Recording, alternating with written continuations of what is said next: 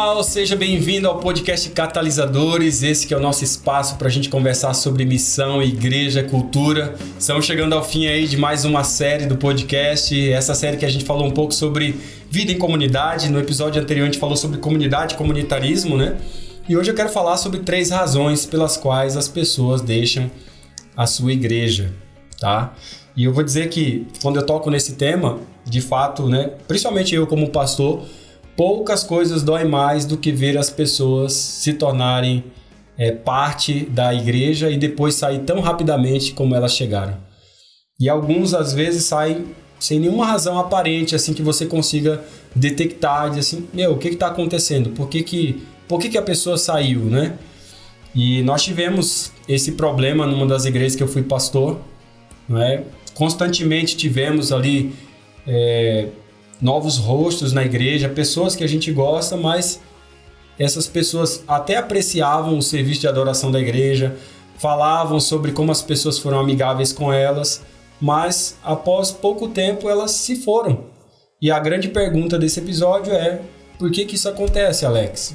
Qual é a razão de pessoas muitas vezes que, conheceram a Cristo e tal, estão vivenciando uma realidade bacana, de repente somem? Por que isso acontece, né? Então, como uma igreja que deseja alcançar as pessoas e fazer a diferença, ver novas pessoas não se machucarem é o nosso objetivo, é o nosso alvo. Onde as pessoas estão bem pastoreadas, né? Nossa porta dos fundos, eu percebo que ela tem sido muito grande. E drenar isso tem sido um grande problema, né? Parece que às vezes a porta da igreja é como porta de banco, entendeu? Porta giratória, algumas pessoas entram e no mesmo ímpeto já saem, né? E eu tenho me perguntado isso como pastor, por que as pessoas muitas vezes estão saindo? E também como um pastor de uma igreja local, ou que esteja plantando, ou em associação, união, divisão, sei lá, a gente tem que, como equipe, a gente tem que pensar nisso, porque a gente já está cansado de ver portas giratórias, como eu disse. Nós estamos trabalhando demais para alcançar as pessoas, e de repente a gente está perdendo elas assim, sem pra quê, muito facilmente. Então, eu quero trabalhar aqui com vocês algumas das questões que eu consigo identificar, razões que fizeram ao longo da trajetória do ministério perceber questões que nós estávamos perdendo essas pessoas, e nós descobrimos pelo menos 3 que eram dominantes, tá? Essas 3 coisas, elas estão agora no nosso radar, principalmente aqui dentro do nosso contexto, onde a gente trabalha no sul do país, e constantemente a gente está pensando em sistemas de comunicação, estrutura, estratégia, para corrigir esses 3 problemas. E aqui vai eles. O primeiro problema porque as pessoas saem da igreja é se sentirem desconhecidos. Tá? Quando as pessoas se sentem desconhecidas ali naquele ambiente, naquela comunidade, eles se sentem desconectados. Se as pessoas vêm à sua igreja e ainda se sentem como um estranho, depois de um par de semanas, elas vão sair. As pessoas desejam ser conhecidas. É interessante que o indivíduo já está frequentando aqui semana após semana e ainda é chamado de visita. Aliás, essa palavra visita deveria ser abolida de todo tipo de linguagem da igreja. As pessoas são os nossos amigos, mas é incrível como em alguns lugares, mesmo depois de tanto tempo, as pessoas ainda não foram conectadas, elas não são conhecidas. As pessoas querem estar conectadas, essa é a maior verdade.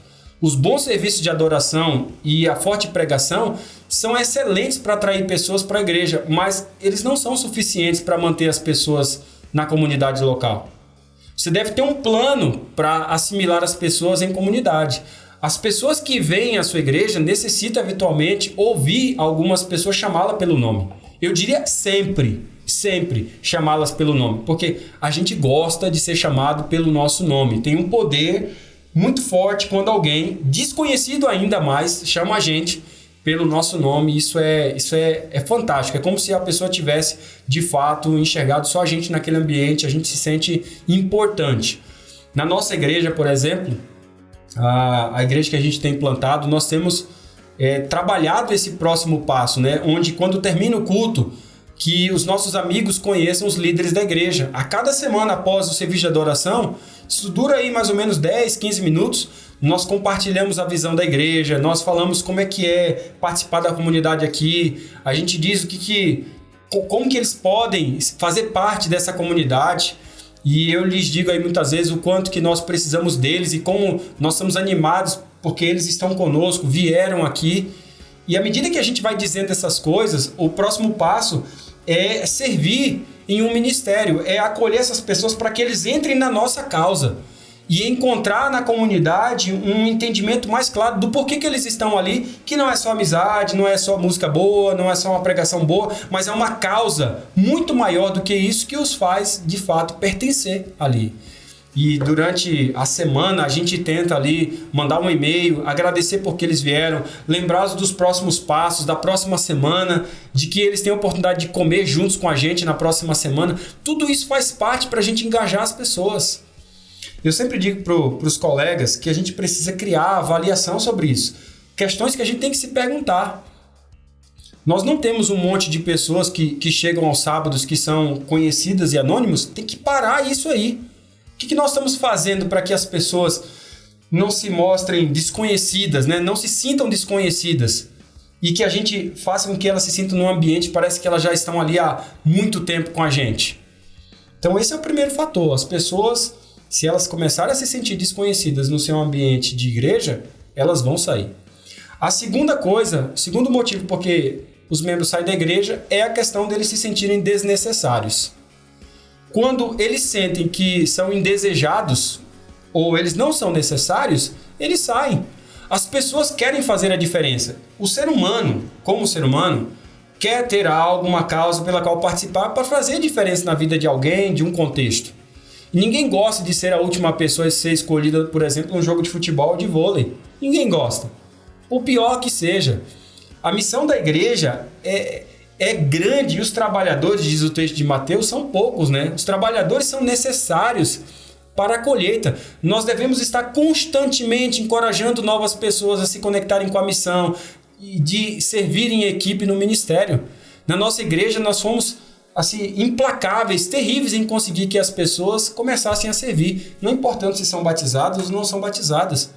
Se juntar com a gente para poder servir, porque quanto mais, ainda mais, se elas não forem batizadas e começarem a servir com a gente, ainda aí que elas se sentirão mais parte ainda e será muito mais facilmente conhecer a Cristo, porque elas vão conhecer a Cristo pela causa, elas vão conhecer a Cristo já na caminhada da missão, não é? Não é essa, se batiza e agora pode, não, conheceu a Cristo você já pode, porque todo aquele que nasce no reino de Deus já nasce como missionário. Então esse entendimento parte de uma necessidade de enxergar as pessoas como co-obreiros no reino de Deus, independentemente se elas estão batizadas ou não. Nós tínhamos as necessidades dentro do nosso contexto, né? E essa necessidade vinha à tona porque muitas vezes nós não conseguimos deixar a visão clara e ousada para pedir às pessoas que nos ajudassem. Então a gente começou a remodelar isso aí.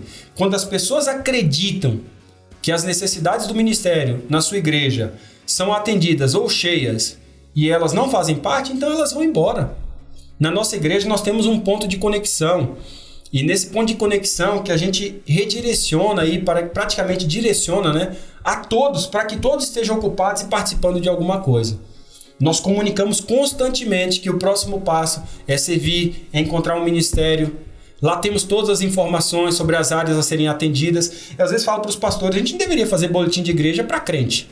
A gente deveria fazer boletim de igreja para não crente, para amigos que não são batizados ainda, para que eles percebam no boletim oportunidades de servir com a gente, oportunidades de adorar com a gente, oportunidades de se relacionar conosco.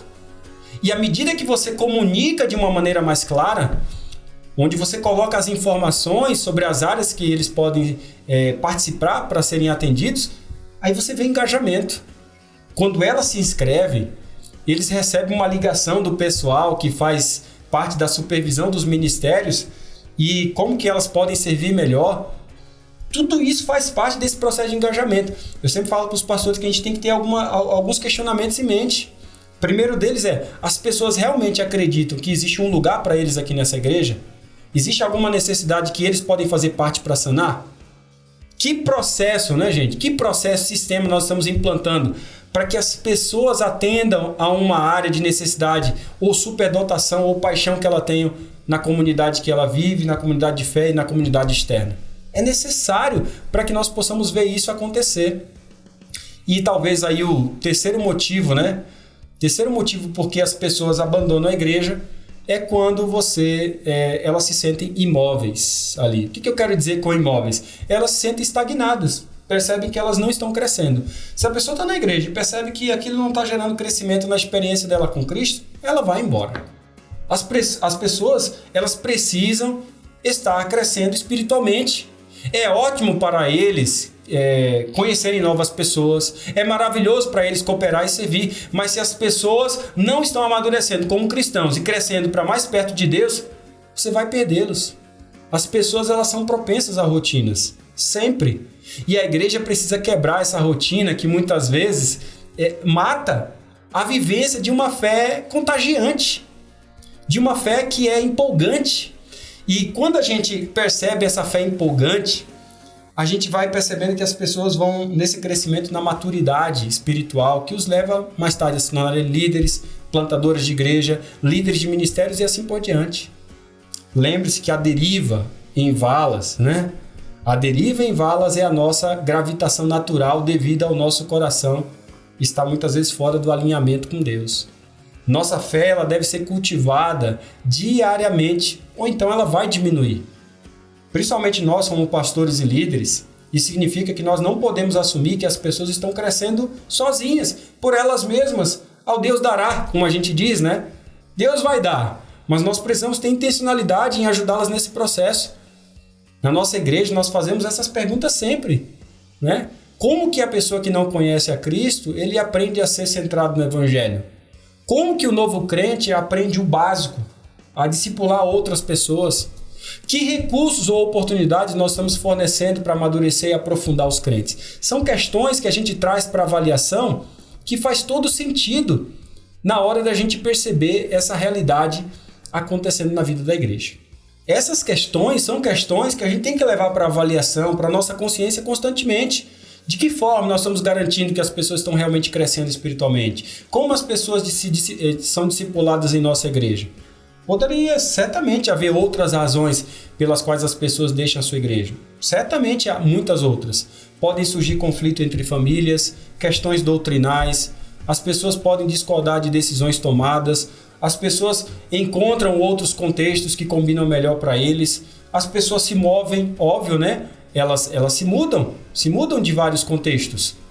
Há muitas razões aí que a gente poderia colocar de fato. Certamente há muitas razões pelas quais as pessoas podem sair, mas as três coisas que descrevi aqui são responsáveis muitas vezes por tirar muita gente sair da comunidade de fé. Estas são três coisas que você deve ter sistemas, estratégias e planos para monitorar. E eu diria para você, reúna com a sua equipe, com seus anciãos, diáconos, sua equipe de liderança, para passar por cima dessas três coisas e responder as perguntas de reflexão que eu levantei ao longo desse episódio aqui, para a gente poder ter uma resposta. E assim não ver na nossa igreja uma porta giratória, mas uma verdadeira comunidade de crentes que se unem, se protegem e se ajudam mutuamente para essa maturidade cristã e um preparo de um povo para o breve retorno de Cristo. Eu espero encontrar você então na nossa próxima série. Um grande abraço, compartilha com seus amigos aí e estamos juntos. Até breve.